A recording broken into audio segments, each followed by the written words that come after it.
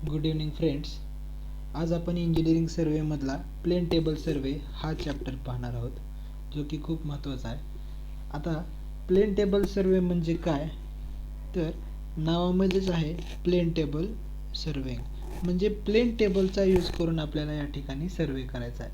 आता हा सर्वे करत असताना मेन म्हणजे इम्पॉर्टंट गोष्ट या ठिकाणी काय, तर ज्यावेळेस आपण चेन सर्वे करत होतो, तर चेन सर्वेइंगनं काय केलं जात होतं, एक ग्राउंडवरचं डिस्टन्स मेजर करत होतो, बरोबर आहे. तर आणि हे डिस्टन्स नंतर लॅबमध्ये आल्याच्या नंतर आपण एखाद्या ग्राफवरती किंवा शीटवरती प्लॉट करत होतो. पण प्लेन टेबल सर्वेमध्ये काय काय होणार आहे, काय पाहायला भेटणार आहे आपल्याला, तर ग्राउंडवरती फील्ड ऑब्झर्वेशन करत असतानाच आपल्याला प्लॉटिंगसुद्धा तिथेच करायची आहे, at the same location simultaneously. म्हणजे दोन प्रोसेस या ठिकाणी सायमल्टेनियसली होत आहे, एकाच वेळी होत आहे. कुठल्या कुठल्या प्रोसेस, फील्ड ऑब्झर्वेशन आणि प्लॉटिंग ऑफ मेजर्ड डिस्टन्सेस, बरोबर. तर हे कुठं आपल्याला वर्क करायचं असतं, तर एका शीटवरती, एका ड्रॉइंग शीटवरती, जे की ड्रॉइंग शीट या प्लेन टेबलवरती फिक्स राहणार आहे, बरोबर आहे. तर हे प्लेन टेबल सर्वे करत असताना आपल्याला काही इक्विपमेंट्सची आवश्यकता असते, त्यालाच आपण ॲसेसरीज म्हणतो. ॲसेसरीज कुठल्या कुठल्या लागतील प्लेन टेबल सर्वे वर्क करण्यासाठी, त्या आपण पाहून घेऊयात. तर सगळ्यात प्रथम म्हणजे मेन ॲसेसरी आहे ते म्हणजे प्लेन टेबल. प्लेन टेबल एक 750 mm by 600 mm, 750 mm by 600 mm आकाराचा टीकपासून किंवा पाईन ट्रीपासून बनलेला एक वुडन बोर्ड आहे, बरोबर, की ज्याच्यावरती आपण एक शीट फिक्स करून डिस्टन्स मेजर करतो आणि डायरेक्टली ऑन दॅट शीट जो काही मॅप ग्राउंडचा येणार आहे तो मॅप या ठिकाणी प्लॉट करतो, बरोबर आहे. तर हा झाला प्लेन टेबलचा यूज. हाच प्लेन टेबल आपण कशावरती सेट करतो, तर एका ट्रायपॉड स्टँडवरती, बरोबर. तर ट्रायपॉड स्टँड एक काय झाली मग ॲसेसरी. हे डिस्टन्स मेजर करत असताना ज्यावेळेस ग्राउंडवरचे हे जे काही लास्ट फायनल पॉईंट असतील, ह्या पॉईंट्सला बायसेक्ट करण्यासाठी एक इक्विपमेंट यूज केलं जातं, त्याला म्हणायचं ॲलिडेट. काय म्हणायचं, ॲलिडेट. सपोज या ठिकाणी ॲलिडेटचं ड्रॉइंग दाखवत आहे मी. ॲलिडेट ही एक 50 सेंटीमीटर लेंथची एक रूलर आहे, ज्याच्यामध्ये दोन व्हेन्स आहेत, एक साईट व्हेन असेल आणि दुसरा असेल ऑब्जेक्ट व्हेन. साईट व्हेन कशासाठी, तर साईट करण्यासाठी.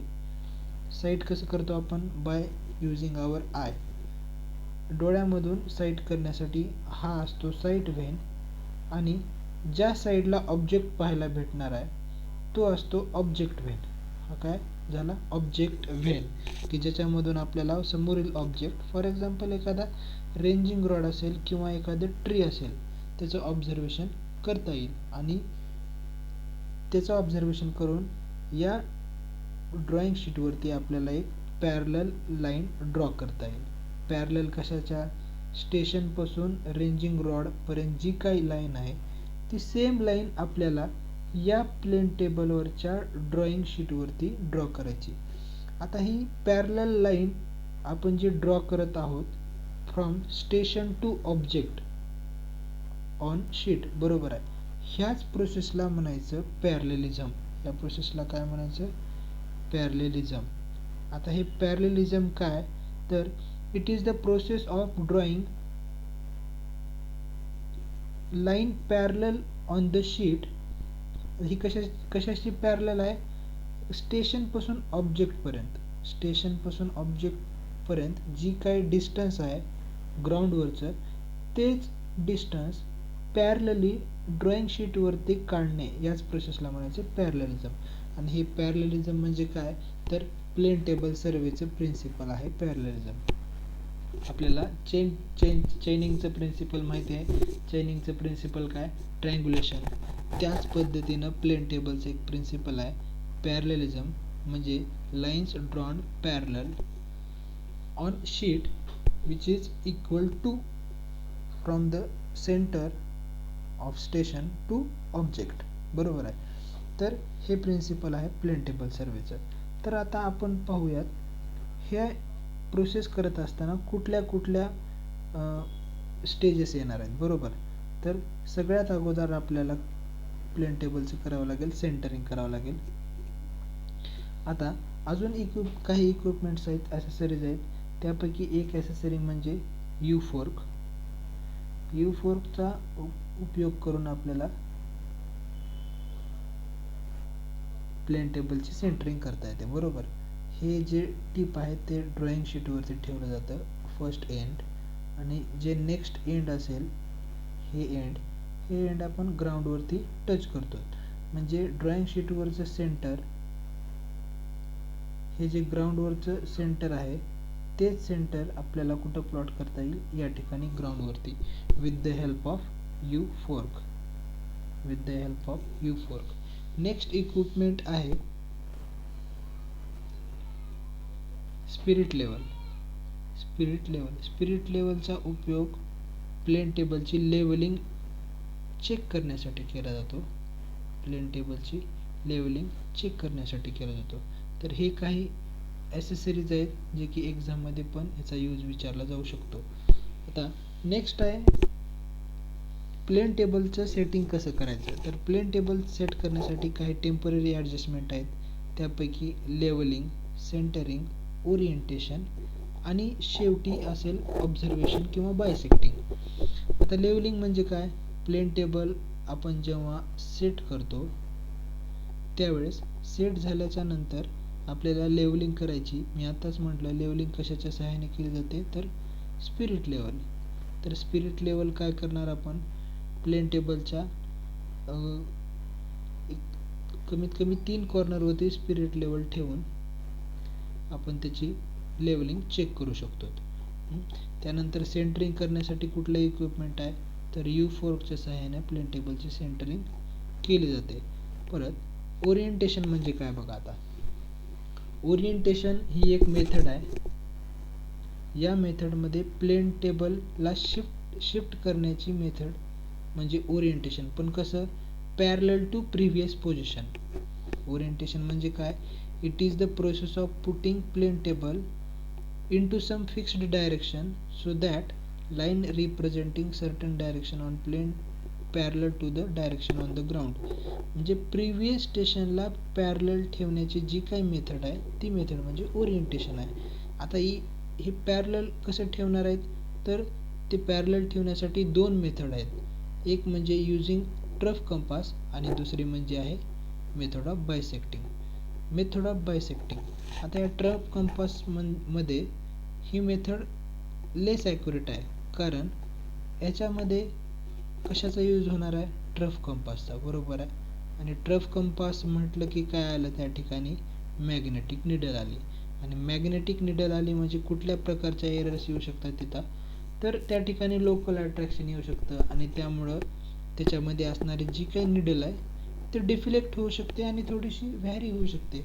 तर या गोष्टीमुळं ही जी काही प्रोसेस आहे कुठली, तर बायसेक्टिंग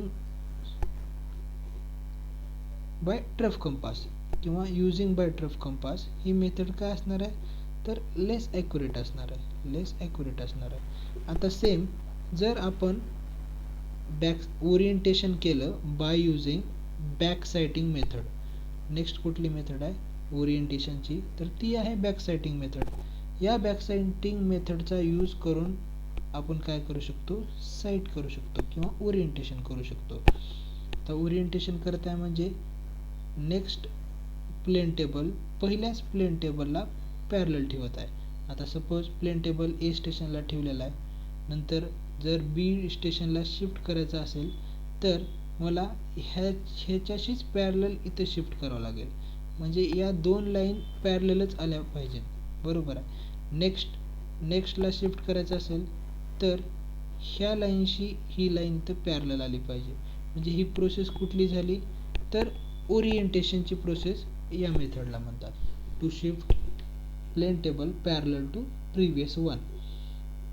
तर आता आपण हे ओरिएंटेशन केल्याच्या नंतर कुठली मेथड येते, तर बायसेक्टिंग द ऑब्जेक्ट. आता बायसेक्ट करत असताना कुठल्या इन्स्ट्रुमेंटचा यूज केला जाईल, तर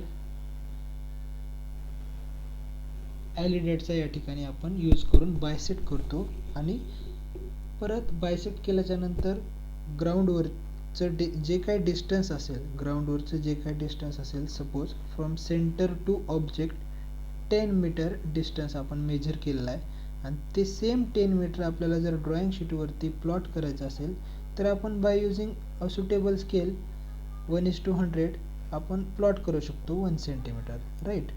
हे 1 सेंटीमीटरची लाईन आपण या ठिकाणी प्लेन टेबलच्या ड्रॉइंग शीटवरती प्लॉट करू शकतो. हे असंच आपल्याला काय करायचं आहे, प्लेन टेबलचा यूज करून ग्राउंडवर जो काही आपल्याला फील्ड असेल त्या फील्डचा मॅप आपण या ठिकाणी काढू शकतो.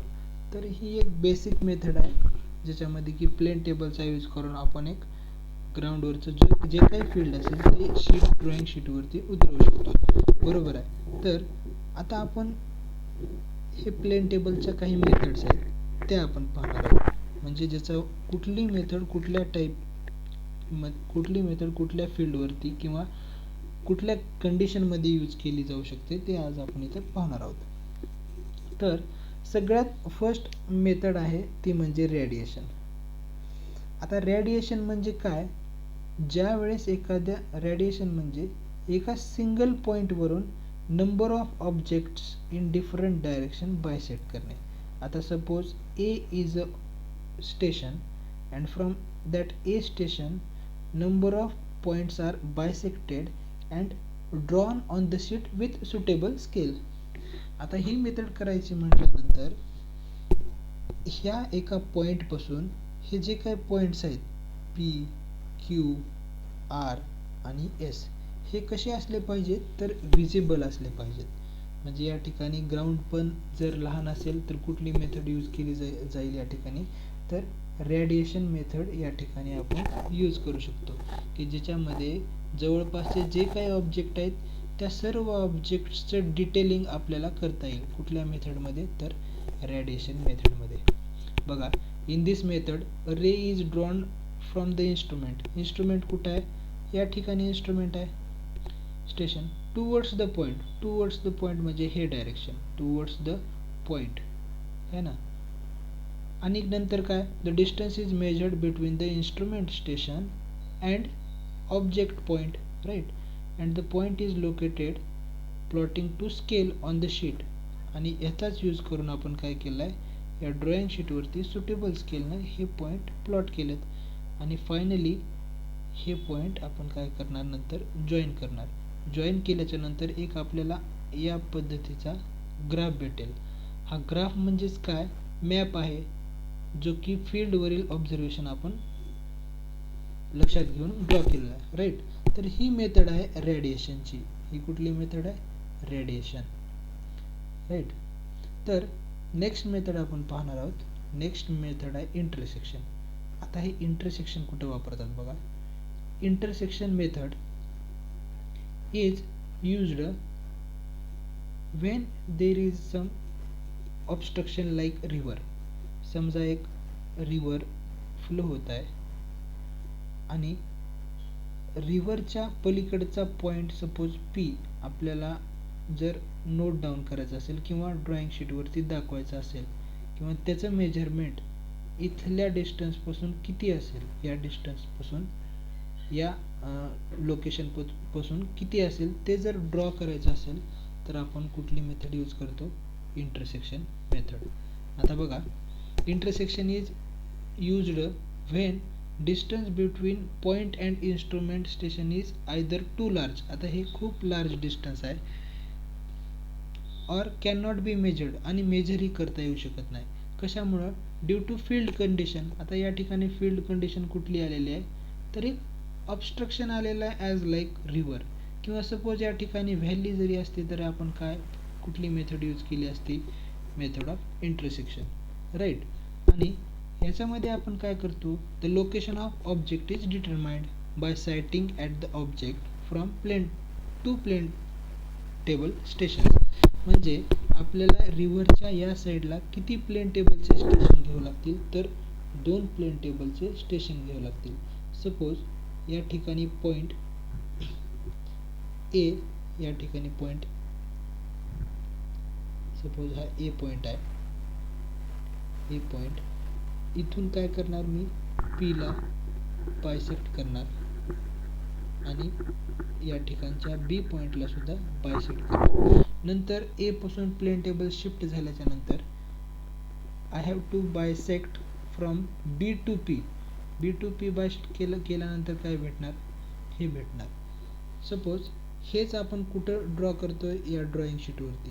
नंतर ड्रॉइंग शीटवरती आपल्याला एक अशा प्रकारची डायग्राम भेटेल. मग हा पॉईंट कुठला भेटला आपल्याला, पॉईंट ए, पॉईंट बी आणि हा पॉईंट बी. आता हे डिस्टन्स आपण विथ सुटेबल स्केल ड्रॉ केला असल्यामुळे आपल्याला ए बीचं तर डिस्टन्स ऑलरेडी माहिती आहे, राईट. तर या डिस्टन्सवरून आपण या पीचं ए पासूनचं अंतर पण कॅल्क्युलेट करू शकतो आणि या पीचं बी पासूनचं अंतर म्हणजेच A P as well as B P या दोन गोष्टी कॅल्क्युलेट करू शकतो. म्हणजे इनडायरेक्टली आपल्याला काय भेटलं, तर ए आणि बी या पॉईंटपासून पी हा किती अंतरावर आहे हे आपल्याला कुठल्या मेथडमध्ये कळालं, तर इंटरसेक्शनच्या मेथडमध्ये कळालं, राईट. तर असे जर कंडिशन असेल तर आपल्याला कुठली मेथड यूज करता येईल, मेथड ऑफ इंटरसेक्शन.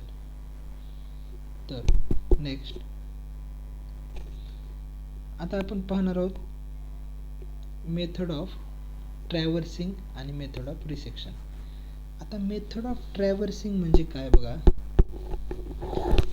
या मेथड ऑफ ट्रॅव्हर्सिंगमध्ये इच सक्सेसिव्ह स्टेशनला टेबल फिक्स केला जाईल. सपोज या ठिकाणी ए स्टेशन आहे, इथं बी पॉईंट आहे, सी पॉईंट आहे आणि या ठिकाणी डी पॉईंट आहे. हे 4 पॉईंट्स किंवा हे 4 कॉर्नर पॉईंट्स जर समजा मला एका प्लेन टेबलवरच्या ड्रॉइंग शीटवरती दाखवायचे, तर सगळ्यात अगोदर मी प्लेन टेबल एला सेट करीन, ए पासून बीला बायसेक्ट करणार, म्हणजे मला या ठिकाणी एक लाईन भेटलेली आहे अशा पद्धतीत, राईट. नंतर ही लाईन ड्रॉ करून झाल्याच्या नंतर नेक्स्ट प्रोसेस येते ओरिएंटेशन. आता ओरिएंटेशन म्हणजे काय, shifting plane table to next station parallel to previous one. आता आपल्याला बीला शिफ्ट करायचं आहे, बरोबर आहे, म्हणजे हा बीला शिफ्ट केला मी या ठिकाणी प्लेन टेबल. बट कसा शिफ्ट करायचा आहे, parallel to previous. Parallel to previous म्हणजे this is previous line and this is previous object A, जो की स्मॉल लेटरनं आपण या ठिकाणी डिनोट करतो, स्मॉल ए, राईट. प्लेन टेबलवरती कुठलंही डिजिट काढायचं जर असेल किंवा लेटर काढायचं असेल तर ते स्मॉल लेटर्स काढलं जातं ए आणि हा पॉईंट असेल बी. नंतर then I have to set और I have to shift this plane table at point C. At point C हा सी पॉईंटला सेट केल्याच्या नंतर ही ए बी लाईन आणि ही C line. Then I have to shift this table on point D. Then I will get a figure like this. This is A, B, C and D, and I will bisect here from D to A. Then I will get this total diagram. Means I will get the map like this, having point A, B, C and D. तर या मेथडमध्ये काय केलं आपण, प्रत्येक successive पॉईंटला आपण गेलो आणि तिथं प्रत्येकाची 4 साईड घेतली, राईट. ही 4 साईड आहे from A to B, that is 4 side. असं आपण प्रत्येक स्टेशनला करत गेलो आणि फायनली आपल्याला एक ग्राफ किंवा एरिया भेटला, ए बी सी डी एवढा एरिया भेटला, राईट. तर हे एरिया प्लॉट करण्यासाठी कुठली मेथड यूज केली जाईल, मग ट्रॅव्हर्सिंग, प्रत्येक पॉईंटला शिफ्ट करायचं. परत रिसेक्शन एक लास्ट मेथड आहे, ज्यामध्ये एक बघा काय केलं जातं, एखाद्या it is the process of determining plotted position.